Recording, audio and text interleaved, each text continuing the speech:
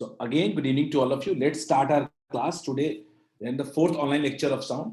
और आज बेसिकली हम लास्ट क्लास में एको पढ़ा था, आज हम उसके आगे बढ़ेंगे. तो today's date is 2nd Feb.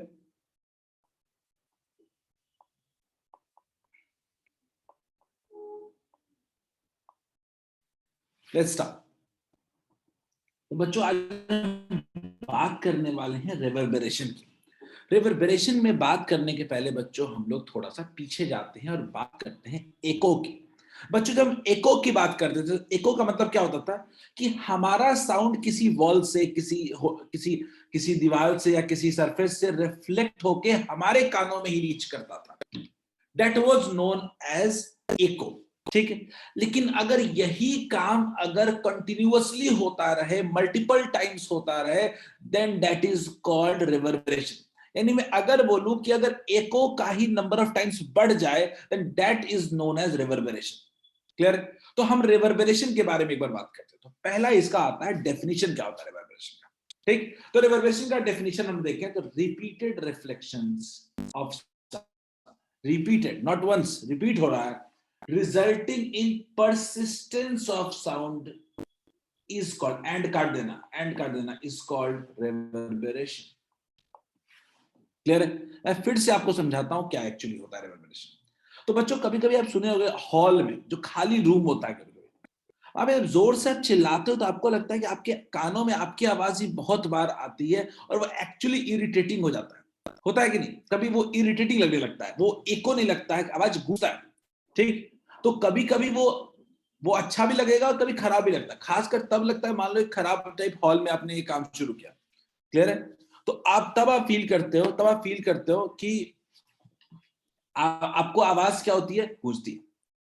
Clear है? अब आवाज गूंजने का मतलब क्या होता है कि एक ही आवाज आपको बार बार आ रहा होता है. क्लियर है? एक ही आवाज आपको बार बार आ रहा होता है. That is called reverberation. Clear है? रिवर्बरेशन का एक बार बच्चों डेफिनेशन जल्दी से लिख लो, फिर मैं आगे बात करता हूं और एग्जांपल्स की बात करेंगे.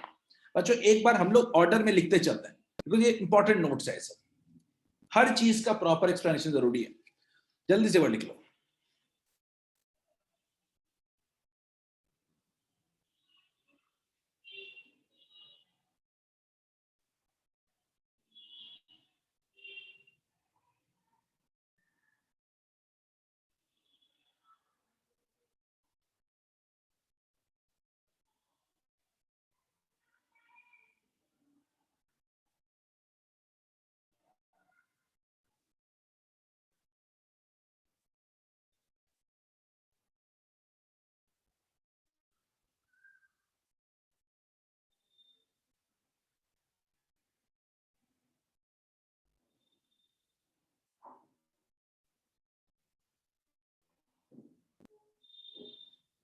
चलो, हो गया? आगे बढ़ते हैं. तो हम बात कर रहे हैं रिपीटेड रिफ्लेक्शन की. जब वो अनडिजायरेबल साउंड, एक बच्चों याद रखना, रिवर्बरेशन में जो सबसे इंपॉर्टेंट शब्द होता है वो होता है अनडिजायरेबल, अनवांटेड साउंड. ये एक तरीके का अनवांटेड साउंड होता है जो हमारे कानों में डिस्टर्बेंस प्रोवाइड करता है. क्लियर है? अब एग्जांपल देखते हैं. ऑडिटोरियम्स एंड बिग हॉल्स में एग्जांपल देखते हैं. एक्सेसिव रिवर्बरेशन यानी एक्सेसिव इको क्या होता है? Is actually undesirable. And to reduce, बच्चों अगर मान लो कि मेरे को रूम में ना बहुत ज्यादा आवाज गूंज रहा है, तो मुझे इसको कम करना है, तो क्या करूंगा? तो मैं चाहूंगा ना कि रिफ्लेक्शन कम हो. तो रिफ्लेक्शन कम होने का ऐसा तो नहीं रूम का दिवाली हटा देंगे. ठीक है, देखो साकेत, इको डबल नहीं होता है. इको क्या होता है? इको अनवांटेड नहीं होता, बिकॉज इको जस्ट एक बार रिपीट को कहते हैं. क्लियर है? लेकिन रिवर्बरेशन अनवांटेड होता है क्योंकि आपके ईयर्स में एक ही आवाज बार बार गूंज रहा है. क्लियर है? तो मैं बच्चों बता रहा था कि अगर रिवर्बरेशन को कम करना हो तो क्या करें. एक तो लोग कहोगे सर इको रिफ्लेक्शन ही नहीं होने देंगे, तो क्या करें? रूम का दरवाजा दीवार हटा दें? नहीं, ये काम नहीं कर सकते. रूम में तो हमें दीवार चाहिए होगा. तो क्या हम करें? तो अगर मान लो कि हम अगर इस रूम में, इस रूम के जो वॉल्स है, इस वॉल्स पे कुछ ऐसे मटेरियल लगा दें जो साउंड को एब्जॉर्ब कर सके.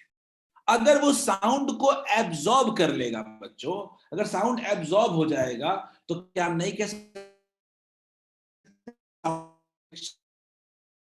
तो रिवर्बरेशन भी क्या होगा, कम होगा। तो सबसे बेस्ट तरीका रिवर्बरेशन कम करने का यही है। रिवर्बरेशन को कम करना है आपको, तो बेस्ट तरीका क्या है कि साउंड एब्जॉर्बिंग मटेरियल्स का यूज कर सकते हो। एग्जांपल में रफ प्लास्टर है, फाइबर बोर्ड है। मैं तो इवन ये भी कहता हूं कि रूम के पर्दे, अगर आप गौर से देखना, कभी रूम खाली होता है तो जब पर्दे वर्दे भी नहीं होते, वो नहीं होते तो आवाज गूंजता है। क्यों? क्योंकि साउंड एब्जॉर्बिंग मटेरियल ही नहीं होता है कोई। क्लियर? आप देखे होंगे कि कई घरों में पर्दे लगाते हैं, तो पर्दों का एक ये भी मकसद होता है कि साउंड को भी थोड़ा बहुत एब्जॉर्ब करे। क्लियर? तो ये पर्दे पर्दे जो एक्चुअली मैंने एग्जांपल्स में लिखे, curtains, I would like to write it here, curtains.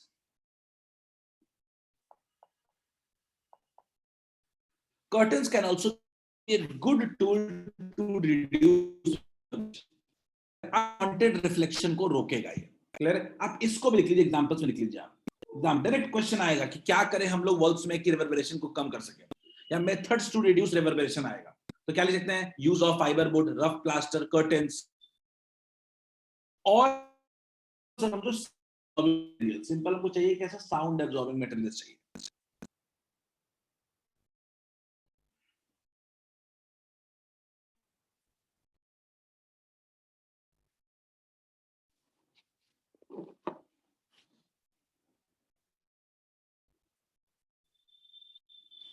I don't know, मैं ऑफिस में ही हूँ, बट मेरी आवाज से लैग कर रही थी अभी। अगर लैग करे तो मुझे बताना। Wish, if that is so, give me 2 minutes. Give me 2 minutes. Give me 2 minutes. So I will just correct it. मैं कर लेता हूँ उसको ठीक।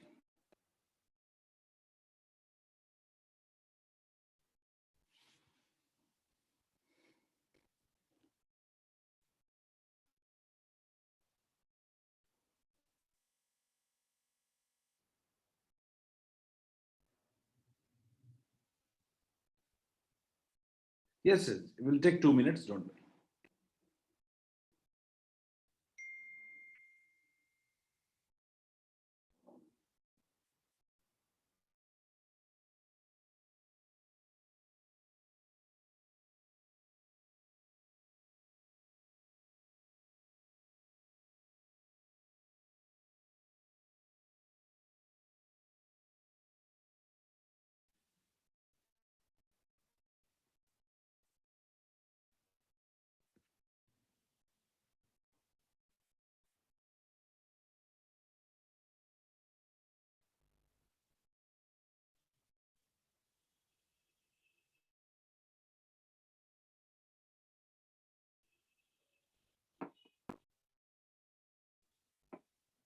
हाँ बच्चों, अभी आप मेरी आवाज क्लियरली आ रही है? आज मेरी आवाज आ रही है अभी clearly? Just give me 30 second, अब चेक कर लेता हूँ अभी आवाज आ रही है मेरी clearly. I hope. Okay, majority सिंग आवाज आ रही है क्लियरली। Will move ahead. तो एक सवाल मेरा बीच में आया था कि सर साउंड क्यों एब्जॉर्ब करता, अक्षर ने पूछा है। Let's respond to this. बच्चों देखो, रिफ्लेक्शन हमेशा एक सरफेस से होता है। तो अगर सरफेस सॉफ्ट होगा तो साउंड जो एब्जॉर्ब करने की कैपेसिटी उसमें क्या होगी, ज्यादा होगी। ठीक है, एक एग्जांपल है सर, क्या सिनेमा हॉल के में सीट साउंड एब्जॉर्ब करता होता है क्या? बिल्कुल साकेत, बिल्कुल। कोई भी सिनेमा हॉल का पूरा चारों तरफ का सरफेस देखना तुम, कहीं भी सीमेंट नहीं होता है। Anish, it's lagging.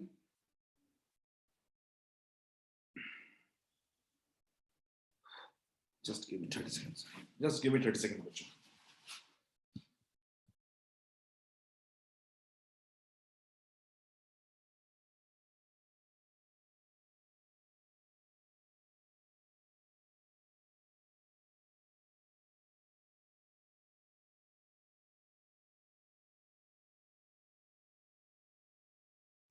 Just continuing class in 10 minutes. 2 minutes, 2 minutes. Just continuing class in 1 minute.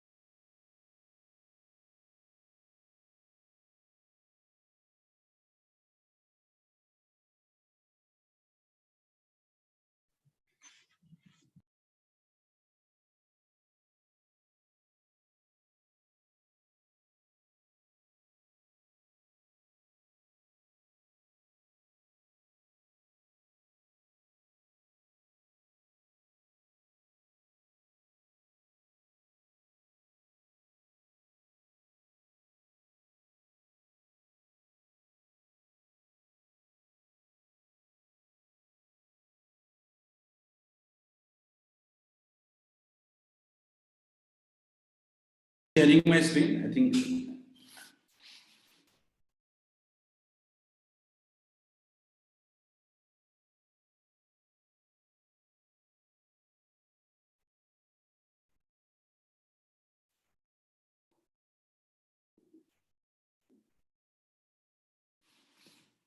Okay बच्चों, am I audible to all of you? So am I audible and visible to all of you? शुरू करें class, continue करें?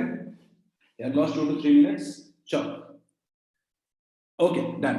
It's great. बच्चों अब हम बात करने वाले हैं कि रिवर्बरेशन को कम कैसे करें. How to reduce reverberation. इस रिवर्बरेशन को कम करने के तरीके क्या क्या हो सकते हैं जो एग्जाम में क्वेश्चन आएगा. हम समझ चुके हैं कि सॉफ्ट मटेरियल्स वगैरह यूज करेंगे. एक प्रज्वल ने बोला कि सर ग्लास क्या साउंड इफेक्ट करता है. बिल्कुल, glass is a very good reflector. इसीलिए तुम क्लासेस में देखोगे प्रज्वल कि जहां शीशा रहता है वहां पे कर्टेन्स जरूर लगाने की कोशिश होनी चाहिए, तब साउंड जो होता है वो थोड़ा एब्जॉर्ब होगा. तो ये बात का हमेशा ध्यान रखना होता है. खैर बच्चों, कंटिन्यू करते हुए 4-5 मैंने नोट्स पे पॉइंट लिखवा देता हूं. पहला है panels made of compressed fiber board are put on walls and ceiling to absorb some sound absorbing material use करते हैं हम लोग. heavy curtains are put on doors and windows. Doors and Windows पे हेवी कर्टेन्स का use ये बहुत बढ़िया तरीका है और खास कर जनरली डोमेस्टिक घरों में यूज होता है, बड़े ऑफिसेज में यूज होता है. एक और चीज बच्चों, कारपेट्स. तुम्हें लगता है कारपेट्स खाली सुंदर दिखने के लिए लगता है? नहीं, carpet is a good sound absorbing material. और last fourth, seats are made of materials having sound absorbing property. Seats, ये आपने जितने लोगों ने पॉइंट्स बोले थे सारे इसमें इंक्लूडेड हैं. जल्दी से लिख लो बच्चों, then will continue with our multiple reflection. जल्दी से नोट कर लो इसको. Everyone note it quickly.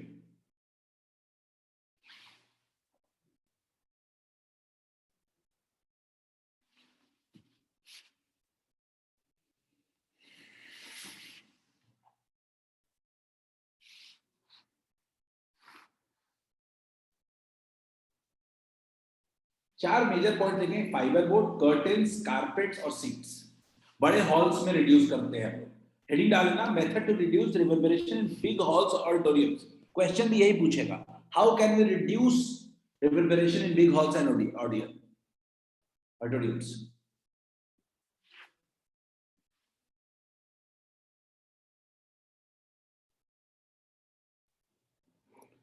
Tanya ने कहा रिपीट वर्ड्स. तान्या कौन सा रिपीट, क्या रिपीट करूं? तान्या मैं क्वेश्चन बोल रहा हूं.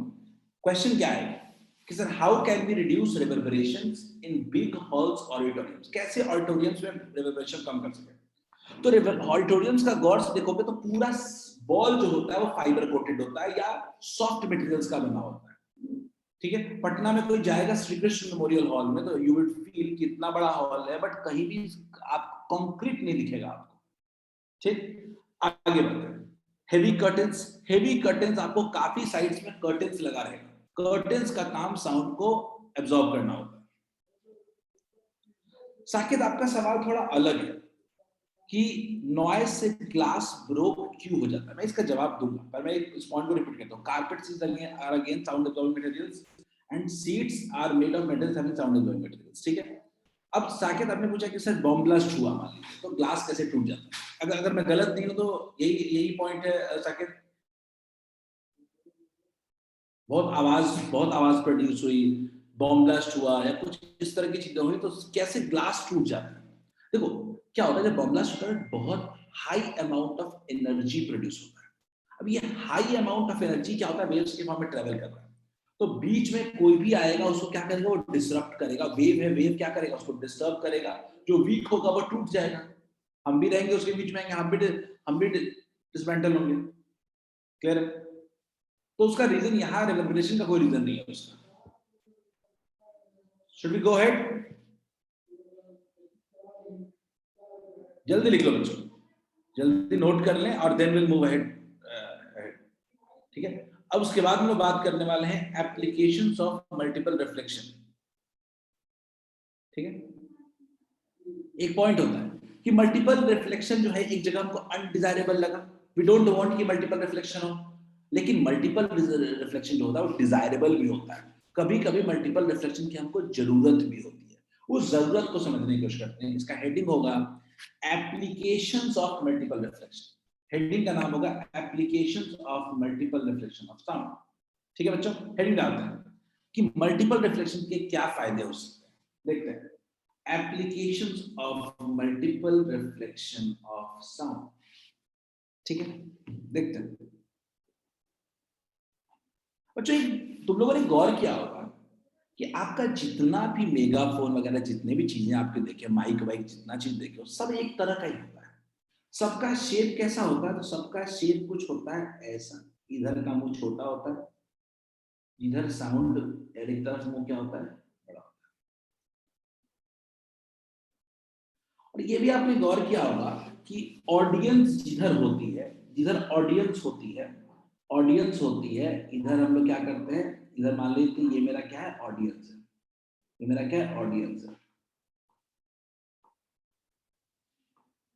ये मेरा ऑडियंस है, और यहाँ पे मेरा क्या है, स्पीकर है, ये मेरा क्या है, स्पीकर है। जनरली यही ट्रेंड आपने देखा होगा, कोई उल्टा करे तो it can be taken as exception. Generally देखा होगा स्पीकर बोलता है और उसकी आवाज ऑडियंस तक पहुंचती है, तो डायरेक्ट बोलेगा, वो डायरेक्ट बोलेगा। उसको इस माइक इस मेगाफोन हॉर्न या लाउड स्पीकर की क्या जरूरत है? जो उसको आवाज क्रिएट करना वो खुद करेगा। तो क्या करता है, क्या असर करता है, देखते हैं बच्चों, बहुत इंपॉर्टेंट।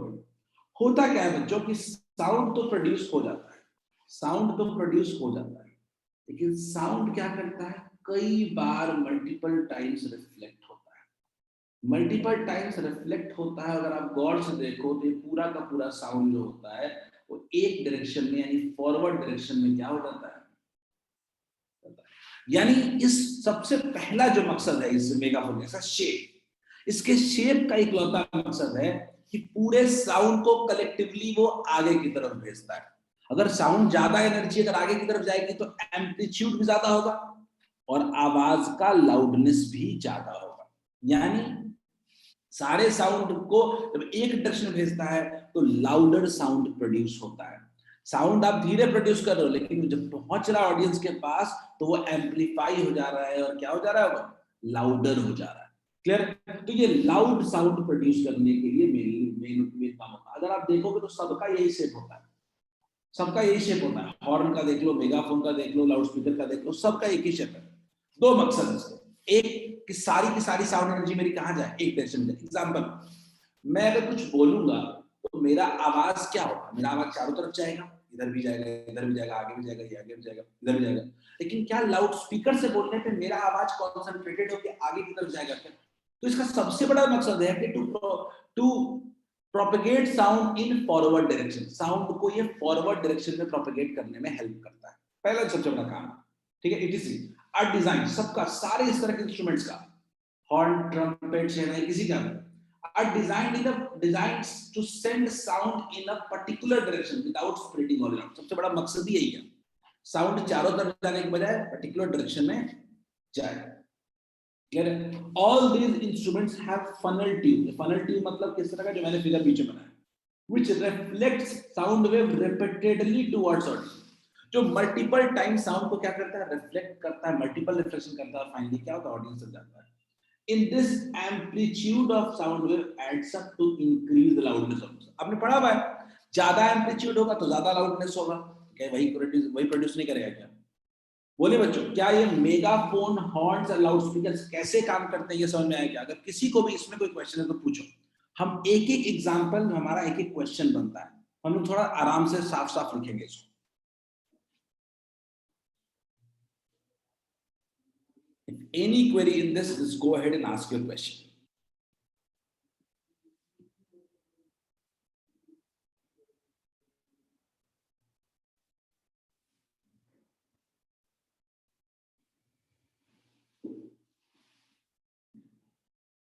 एक एक अक्षर अक्षर आपने बोला सर बट डिस्टेंस हाई हो जाता है तो साउंड लो हो जाता है। अक्षर, इसका एक एग्जांपल दे सकते हो क्या, जो आप पूछ रहे हो सवाल अक्षर, उसका एक प्रैक्टिकल एग्जांपल देने की कोशिश करोगे क्या? मैं आपको अक्षर, जो है आपका नाम ही नहीं दिख रहा आपका।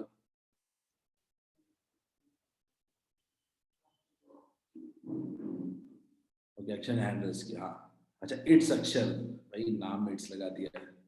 बोलो अक्षर। सर हम अगर किसी को चिल्लाते हैं वो दूर खड़ा रहता है तो उधर आवाज कम जाता है, तो यहाँ पे भी डिस्टेंस ज्यादा हो रहा है सर, तो आवाज स्लो हो जाना चाहिए।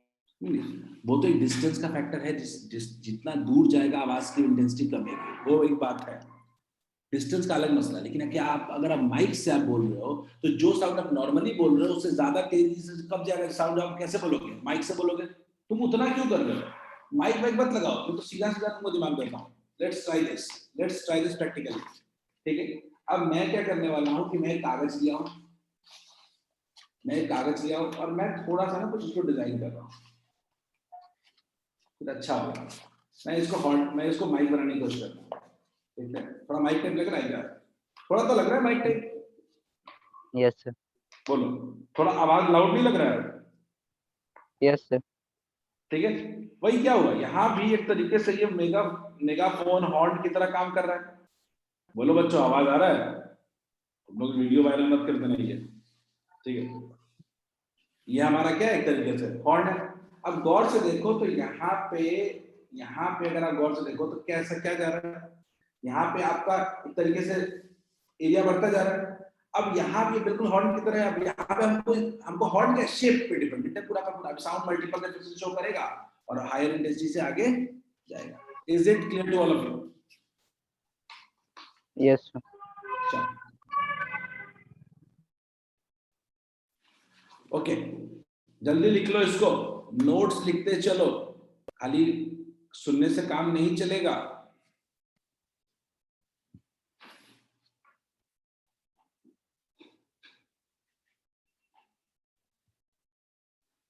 लास्ट 30 सेकंड्स बच्चों, नोट के लिए, नोट करने के लिए।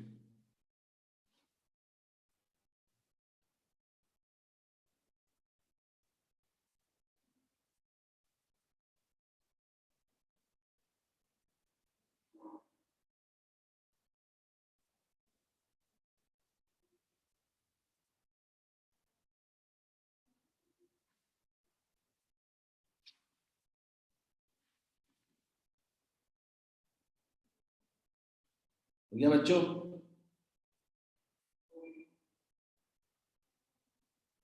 गुड। बच्चों ये इंस्ट्रूमेंट का तो नाम सुना होगा, देखा भी होगा, देखा है कि नहीं? स्टेथोस्कोप।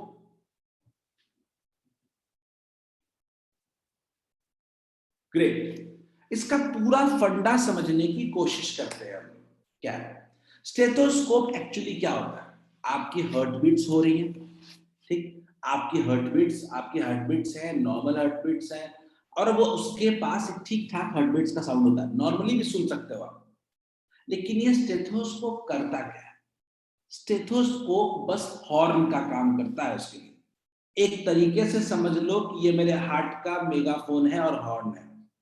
ये उस आवाज को एम्पलीफाई कर देता है ये with the help of multiple reflection. ये भी क्या होता है, तो एक पूरे ट्यूब से साउंड को पास करना पड़ता है।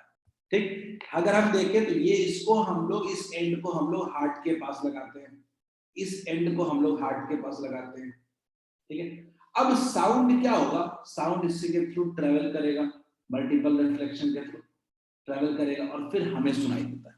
तो वो साउंड जो हमें सुनाई देता है वो एम्पलीफाइड साउंड हमें सुनाई देता है।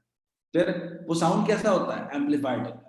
क्लियर? तो अगर मैं इसको थोड़ा स्टेटमेंट पढ़ूं तो इन medical it is a medical instrument used for listening the sounds produced in human body mainly in heart and lungs.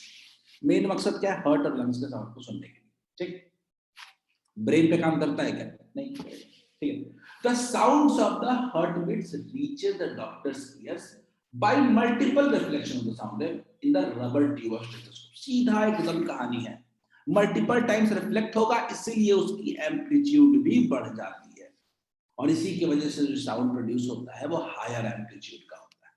Clear? Same एक तरीके से हॉर्न की तरह काम कर रहा है, बस इसी क्या रबर ट्यूब के through pass. Clear? Is it clear to all of you? जल्दी इसको नोट करते हैं, और कोई भी डाउट आता है मन में पूछिए।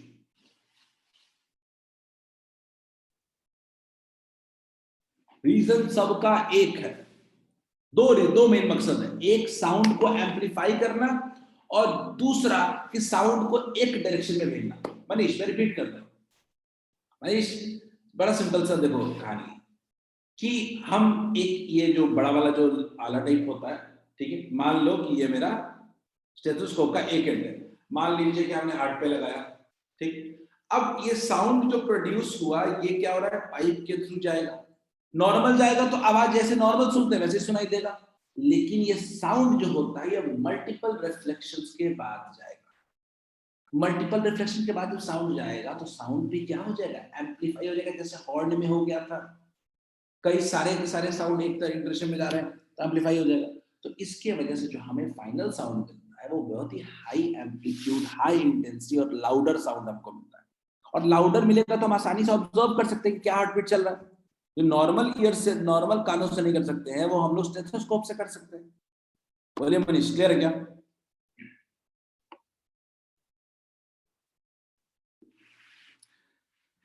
Sir, if the energy is conserved, so where did the sound energy go after some times? If energy is conserved, where the sound energy? So हमारी सराउंडिंग भी एक बहुत बड़ा एनर्जी एब्जॉर्बर है, बहुत बड़ा। जब जब यूज होता है, हमारे ईयर्स में जाता है, वो एक वाइब्रेशन प्रोड्यूस करता है और हमें सुनाई देता है, तो वो एनर्जी जब होती है, वो एनर्जी अपने आप हमारे सराउंडिंग में क्या हो जाएगा, डिप्लीट करते करते फाइनली क्या हो जाएगा, तो एक तरीके से conservation of energy is always living. खैर, इस पॉइंट को देखें, जल्दी लिखें इसको, सब डायरेक्ट क्वेश्चंस हैं जो एग्जाम में आते हैं।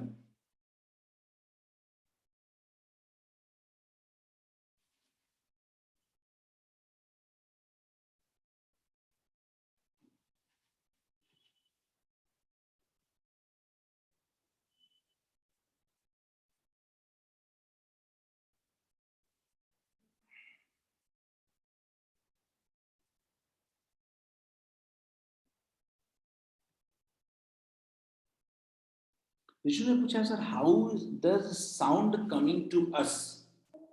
जो मैं इस पूरे सवाल को ठीक से समझा नहीं, अगर अनम्यूट करके पूछोगे तो मैं समझा दूंगा डायरेक्टली। विष्णु,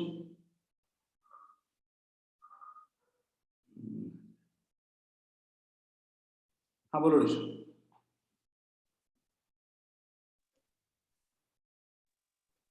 सर मैंने पूछा कि आपका आवाज हम लोग तक कैसे आ रहा है?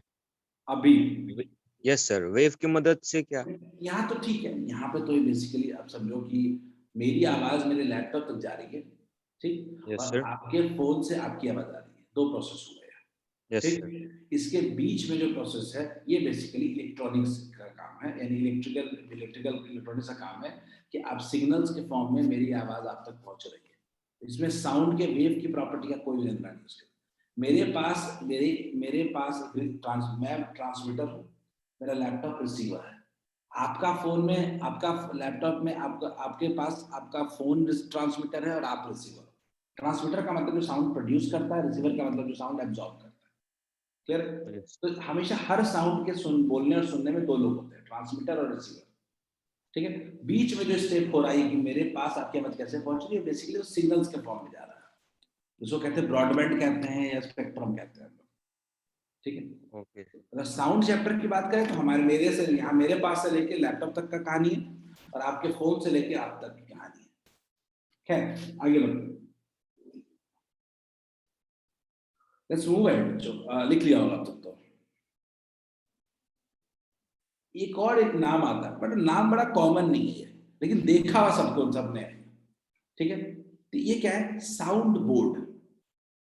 साउंड बोर्ड देखा, साउंड बोर्ड क्या होता है बच्चों, मैं आपको बड़ा सिंपल सी बात कहता हूँ। कितने लोगों ने ये बात देखा है कि जो कोई हॉल होता है, हॉल में जो स्पीकर होता है उसके पीछे का जो जो दीवार होता है वो कभी प्लेन सरफेस नहीं होता। फॉर एग्जाम्पल जैसा मेरा ये सरफेस पीछे का दिख रहा है, ऐसा सरफेस नहीं होता है। अगर मान लीजिए किसी हॉल में बैठे हैं, वो थोड़ा कर्व्ड होता है। क्लियर? अब ये कर्व्ड क्यों होता है इस पर हम बात करेंगे। तो कर्व्ड क्यों होता है समझो। देखो बच्चों, हम क्या चाहते हैं, हमारा मकसद क्या होता है कि हम आवाज जब जो साउंड बोल रहे हैं वो मेरे मेरे लिसनर्स तक आवाज बहुत स्ट्रेट फॉरवर्ड और क्लियर जाए, और ज्यादा से ज्यादा आवाज सामने जाए, कि धीरे भी बोलेंगे तो आवाज पहुंचेगी, क्लियर, ऑडियंस तक पहुंचेगी। तो इसके लिए हमने सोचा कि अगर मान लो कि प्लेन रखेंगे, साउंड जाएगा रिफ्लेक्ट होकर, अगर इधर अगर ऐसे रिफ्लेक्ट होगा इधर जाएगा, क्लियर है? तो हमने क्या सोचा कि प्लेन, अगर मान लीजिए एग्जांपल लेता हूं कि मान लीजिए कि मेरा सरफेस पीछे का क्या है, फ्लैट है, मेरा फ्लैट है पीछे का, ठीक है, और मैंने क्या किया, साउंड को प्रोड्यूस किया, ठीक है, मैंने साउंड को प्रोड्यूस किया, तो मेरा साउंड कैसे जाएगा, तो जो अगर देखो सीधा सीधा, अगर मैं देखो कि मेरा साउंड कैसे जाएगा, मान लीजिए ऐसे जाएगा तो ऐसे लौटेगा, ऐसे जाएगा तो ऐसे लौटेगा, ऐसे लौटेगा, ऐसे लौटेगा, ऐसे लौटेगा, साउंड कुछ इस तरीके से जाएगा। लेकिन अगर ये कर्व्ड रखेंगे, साउंड कहीं भी जाएगा तो किधर जाएगा। तो बच्चों क्या इससे फायदा नहीं हो गया क्या कि सारा का सारा साउंड ऑडियंस के डायरेक्शन में जा रहा है मेरा, साउंड ज्यादा एम्पलीफाइड, ज्यादा एनर्जी का जाएगा। बच्चों क्लियर है क्या, मकसद क्या है कि ज्यादा से ज्यादा साउंड आगे की तरफ जाए, ठीक है। अब मैं इसका स्टेटमेंट को पढ़ देता हूं एक बार, फिर सवाल जवाब करते हैं। देखते हैं, इन बिग हॉल्स और auditoriums sound is always absorbed by wall series, sound absorbing materials hall में होता है, ठीक है। So a curved board, sound board is placed behind the speaker so that speech can be heard easily by the audience, ताकि मेरी आवाज जो clearly audience तक पहुंचे। The soundboard works on the multiple reflection of sound, clear, ठीक है, ये multiple reflection पे काम करता है। स्ट्रक्चर क्या है समझ लो, मकसद क्या है कि हमारे पीछे का दीवार ऐसा होना चाहिए कि सारा का सारा साउंड किधर जाए, आगे की तरफ जाए। देख लो जल्दी से बच्चों, फिर आगे बढ़ेंगे। साउंड बोर्ड, इसको बिग हॉल्स एंड ऑडिटोरियम्स में यूज करते हैं, खासकर स्पीकर के पीछे का सरफेस है।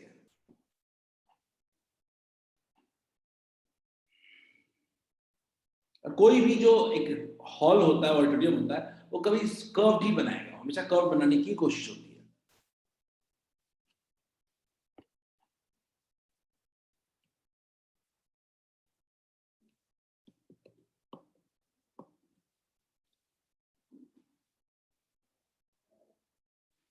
हो गया बच्चों,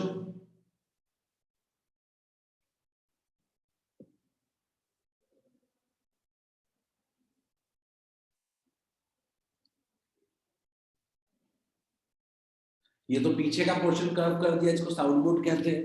थोड़ा छत की भी बात करते हैं कि आखिर एक ऑडिटोरियम का छत कैसा होता है, क्लियर। कई लोगों ने लिखा भी है छत के बारे में, सीलिंग्स के बारे में। क्या सीलिंग्स कुछ इस तरह का ही होता है क्या, देखो तो बड़े हॉल्स का, क्या बड़े हॉल का छत कुछ इस तरह का होता है क्या, कंसर्ट हॉल्स, बोलो। ये कर्व्ड क्यों होता है, कर्व्ड सिर्फ इसीलिए होता है कि मेरा जो साउंड है वो रिफ्लेक्शन के बाद सारे ऑडियंस तक पहुंचे। रिफ्लेक्शन होगा तो उसके बाद वो कहां तक पहुंचे, ऑडियंस तक पहुंचे। तो ceilings of concert halls are made of curve so that sound after reflection from the ceiling reaches all parts of the hall. Sound hall के हर पार्ट में पहुंचे, इसके लिए जरूरी है कि हमको क्या होना चाहिए, सीलिंग कैसा होना चाहिए, कर्व्ड होना चाहिए। साउंड पहुंचाना मकसद नहीं है, साउंड हॉल के हर पार्ट में पहुंचाना हमारा मकसद है। तो इसीलिए सीलिंग जो होता है वो हमेशा हम लोग क्या रहते हैं, कर्व लेते हैं। और एक फायदा भी बताता हूँ, बड़े अच्छे हॉल में अगर आप जाते हो तो एक सबसे खास डिफरेंस आपको दिखता है ना कि sound all across the hall अच्छा रहता है, सिमिलर होता है। लेकिन अगर एक बड़े रूम में अगर फंक्शन हो रहा हो तो आप कोशिश करते हो कि ऐसी जगह बैठे जहां साउंड अच्छा आ रहा है, कि हर जगह पे साउंड सेम नहीं है, क्लियर है। तो सीलिंग्स ऑफ ऑडिटोरियम में भी इसको एग्जांपल में लिख सकते हैं। 4 एग्जांपल मैंने बताया, एक हॉर्न वाला एग्जांपल दिया, दूसरा स्टेथोस्कोप बताया, तीसरा साउंड बोर्ड बताया, और चौथा सीलिंग ऑफ ऑडिटोरियम बताया, क्लियर। मकसद लास्ट वाले का क्या है कि sound all parts of that hall पहुंचे।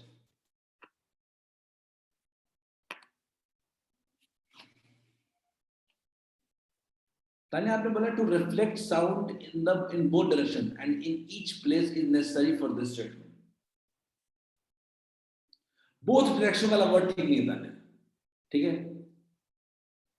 Simple, ceiling are designed such that sound reaches to every part of the hall after reflection. Sumit, अगर तुम प्लेन बैकग्राउंड की बात करते हो तो बहुत से लिमिटेशंस है। प्लेन बैकग्राउंड में हर पॉइंट पे रीच कर पाना आसान नहीं होगा। मान लो आप साउंड प्रोड्यूस किए तो ये किधर जाएगा? हॉल में जाएगा, ऐसे जाएगा, ये ऐसे जाएगा, ये ऐसे जाएगा, ये ऐसे जाएगा, ये ऐसे जाएगा, ये ऐसे जाएगा, ये कुछ ऐसे आएगा, ये सब जा रहा है। लेकिन क्या मेरे हॉल के हर एक पॉइंट को कवर कर रहा है क्या? नहीं। अगर कोई मान लो एजी कॉर्नर पार्ट होगा, कर्व्ड होगा, तो उन सब जगहों पे तो साउंड पहुंचेगा ही नहीं। यानी अगर पूरा हॉल ये ऐसे कर्व्ड होगा, पता चलेगा कि इतने रीजन में तो साउंड पहुंचा ही नहीं। बोलिए, क्लियर है क्या? तो इसीलिए हम लोग क्या करते हैं कि हम लोग उस पर कर्व्ड सीलिंग्स लेते हैं। जनरल प्रैक्टिस यही है।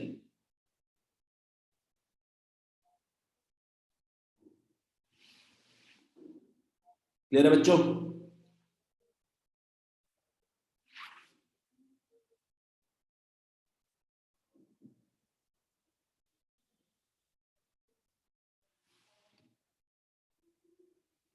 चलो बच्चों, थोड़ा आगे बढ़ते हैं।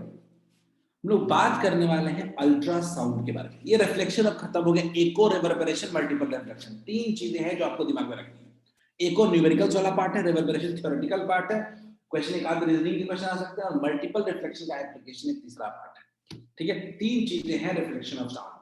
अब हम लोग आगे बढ़ते हैं अपने अगले टॉपिक की तरफ, उसका नाम है अल्ट्रासाउंड।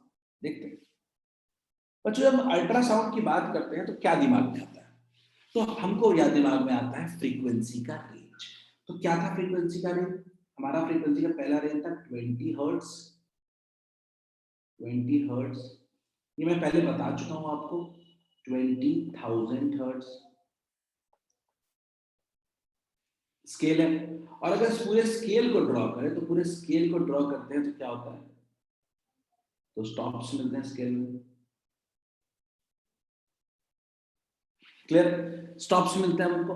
अब गौर से देखो यहाँ पे कि अगर मैं देखूं यहाँ पे, अगर मैं देखूं तो 20 हर्ट्ज से लेके 20 किलो हर्ट्ज को हम लोग नाम देते हैं Audible range. Audible range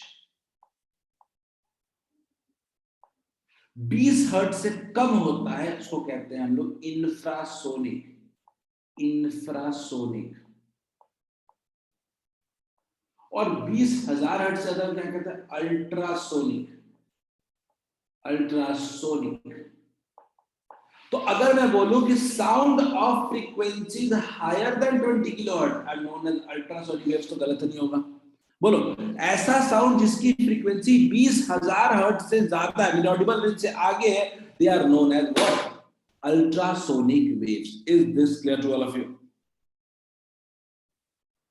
is it clear?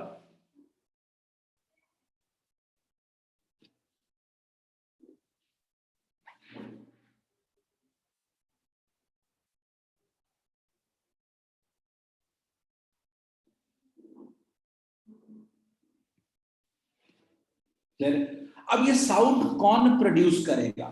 तो dolphins, dogs, bats, rats etc can hear and produce ultrasonic sounds. ठीक है, जो सुन सकता है वो बोल भी सकता है। क्लियर? अब लास्ट पॉइंट लिखने की जरूरत नहीं, वो रिपीटेशन है। क्लियर? अब अल्ट्रासोनिक का क्लियर याद रखना, 20 से कम इंफ्रा, 20 से 20,000 ऑडिबल, और 20,000 से ज्यादा वाले को अल्ट्रासोनिक वेव्स कहते हैं। तो अल्ट्रासाउंड बेसिकली के बारे में अगर एक पॉइंट और लिखना हो अपने को, तो आप कह सकते हैं कि हाई फ्रीक्वेंसी अगर हाई होती है तो साउंड का एनर्जी भी बहुत हाई होता है। हम कह सकते हैं हाई एनर्जी साउंड वेव्स।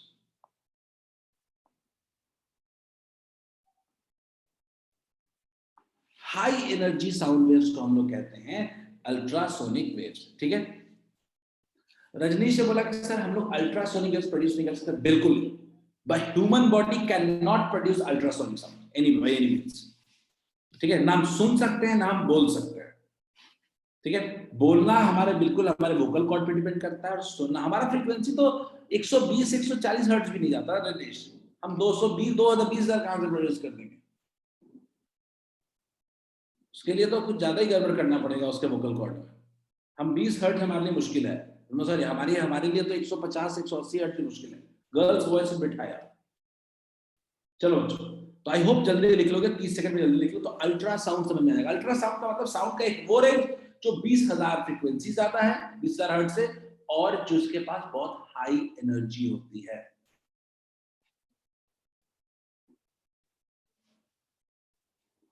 ठीक है बच्चों, मैं आपको पहले ही बता दूं कि अल्ट्रासाउंड की बड़ी इंपॉर्टेंट प्रॉपर्टी होती है, जिसके मदद से हम सब कुछ आगे पढ़ेंगे। क्या होता है तो देखते हैं। अल्ट्रासाउंड की एक बड़ी प्रॉपर्टी होती है, यहाँ पे वो प्रॉपर्टी होती है कि अगर इसके रास्ते में अगर कुछ चेंज आएगा, अगर ये किसी मीडियम से पास कर रहा है और अगर इसके रास्ते में कोई भी चेंज आएगा तो ये अपने पाथ से रिफ्लेक्ट बैक कर जाएगा। क्लियर है? तो अगर सिंपल से बात करें, if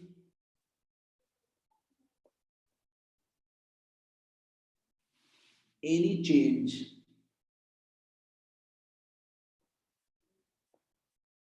in the medium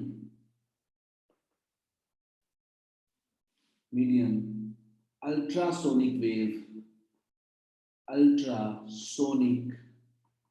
waves are reflected back। एक सवाल मेरे पास आया है समीर का, sir can animals who hears ultrasound can hear sound of human? Sameer बिल्कुल, याद रखेगा। मैं एक डॉग का एग्जांपल देता हूँ, मैं एक डॉग का समीर एग्जांपल देता हूँ। डॉग जो होता है वो दोनों काम कर सकता है।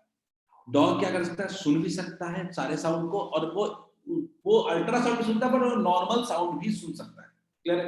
किशन ने पूछा है कि sir is ultrasonic sound harmful for us? नहीं Kishan, it's not harmful. Our ears can not interpret this ultrasonic sound.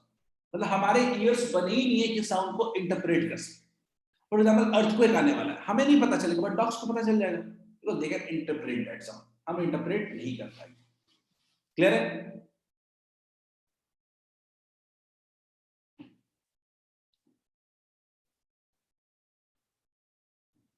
Ultrasound के लिए जो मैंने नीचे का पॉइंट लिखा है ना, if any change in the medium ultrasonic wave are reflected back, यही सारे प्रॉब्लम का जड़ है। यानी अगर मैं बोलूं, यही हेल्प करता है हमको सारे काम करने में।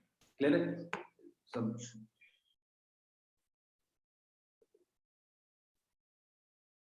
Just wait for result. चलिए, आई होप जल्दी से लिख लो, उसके बाद हम आगे बढ़ेंगे।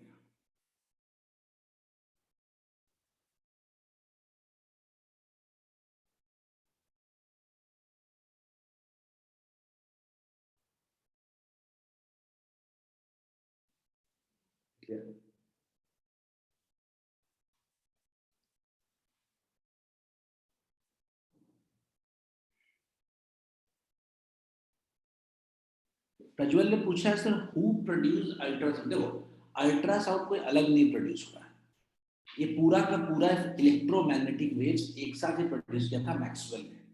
ठीक है, कोई अपना नाम दे देता है कि बस फर्स्ट आइडेंटिफाई किया है, पर प्रोड्यूस तो, अगर प्रोड्यूस भी कोई नहीं किया है, डिस्कवर्ड कह सकते हो आप इसको, डिस्कवर्ड बाय मैक्सवेल। ठीक है बच्चों, अल्ट्रासाउंड का एक बार यूज पढ़ते हैं आपको। इसके 2-3 बड़े तरह के यूजेस हैं, समझने की कोशिश करते हैं क्या है। सबसे जो बड़ा यूज अल्ट्रासाउंड का है वो है डिटेक्ट्स फाइंड करना। आज हमारे इंडस्ट्री में आपने सुना होगा कि म्युनिसिपल कॉर्पोरेशन कभी बिल्डिंग्स को चेक करता है। Kulsum, it can travel to infinite. कुलसुम का एक सवाल का जवाब दे देता हूं बच्चों में। Kulsum, it can travel to infinite. ठीक है, एनर्जी घटती रहेगी, इंटेंसिटी घटती रहेगी, और फाइनली फॉल, एनर्जी जीरो हो जाएगी तो सुनाई नहीं देगा, लेकिन it can travel to infinite position, कोई एंड नहीं इसका। खैर, मैं आता हूं अपने एप्लीकेशन ऑफ अल्ट्रासाउंड पे। ठीक है, अब कभी कभी सुना होगा आपने कि बिल्डिंग में प्रॉब्लम्स होती है, क्रैक चेक होता है। ठीक है, कोई बिल्डिंग में भूकंप आने के बाद या कहीं डिजास्टर मैनेजमेंट होने के बाद मान लो बिल्डिंग सारी हिल जाती है, तो उस वक्त क्या करता है म्युनिसिपल कॉर्पोरेशन, एक प्रोसेस शुरू करता है कि हर बिल्डिंग को चेक किया जाए कि कौन सा डैमेज है, क्योंकि कभी भी गिर सकता है। अगर एक बार क्रैक बीच में कहीं अंदर लग गया तो क्रैक हो गया, एयर का पैसेज हो गया, तो वो बाद में टूट जाएगा, बिल्डिंग गिरेगा ही गिरेगा।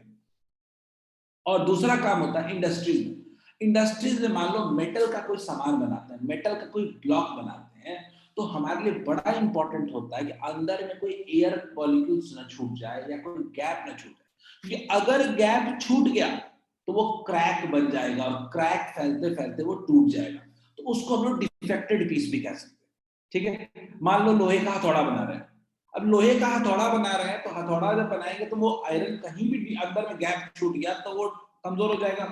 तो उसको हम लोग अल्ट्रासाउंड से चेक करते हैं कि क्या ये ठीक है कि नहीं। अब कैसे चेक करते हैं समझने की कोशिश करते हैं। तो बच्चों मैं क्या करता हूं कि मैं मेटल दिख रहा है और ये मेटल के अंदर एक क्रैक दिख रहा है। तो मेटल के अंदर क्या दिख रहा है? क्रैक दिख रहा है।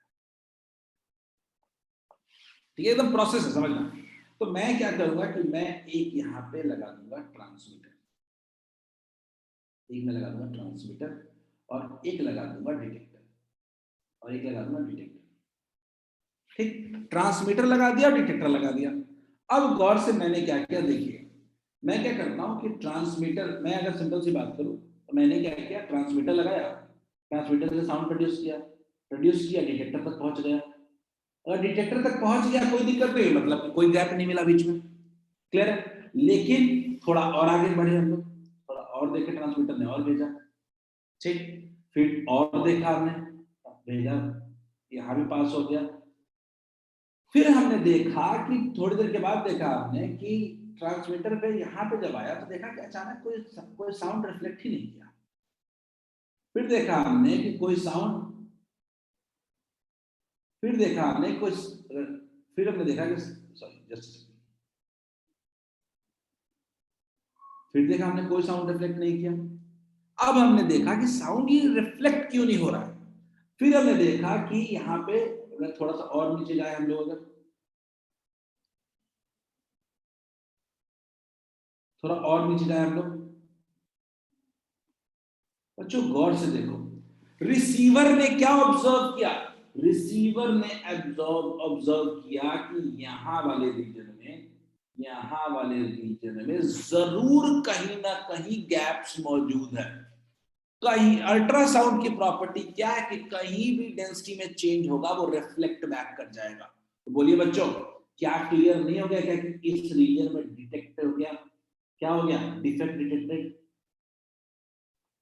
Defect detected. बोलिए, जहां पे हमको अल्ट्रासाउंड रिसीव नहीं हुआ वहां पे हम क्या कहेंगे कि डिफेक्ट हमको मिल गया। बोलो, क्या सबको समझ में आया? ये मेरा ट्रांसमीटर है, ये मेरा ट्रांसमीटर है।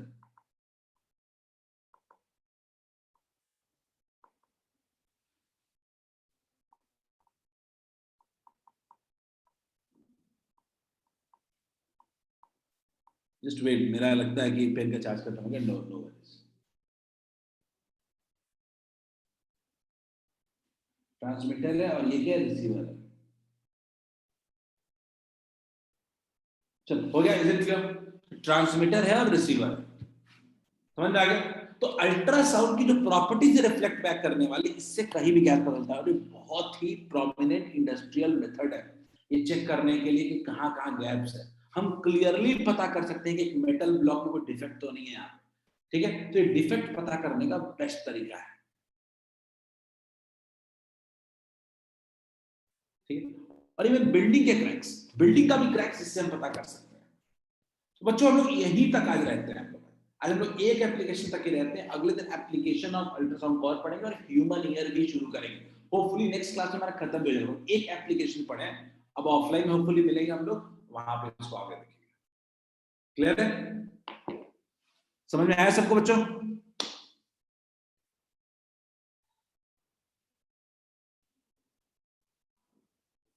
नोट कर लीजिए इसको, अगले दिन और एप्लीकेशन की बात हम लोग करेंगे।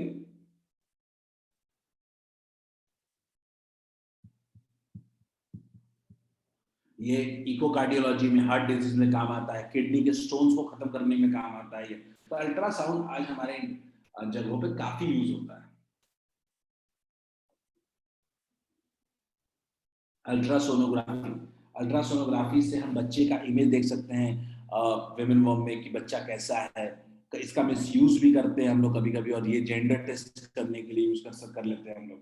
तो ये सब चीजें हैं जो हमें जाननी है, ठीक है। ओके बच्चों, आई होप सबको क्लियर होगा। That was it for today, आज के लिए इतना ही। हार्डली वी नीड वन और मोर class to end this chapter.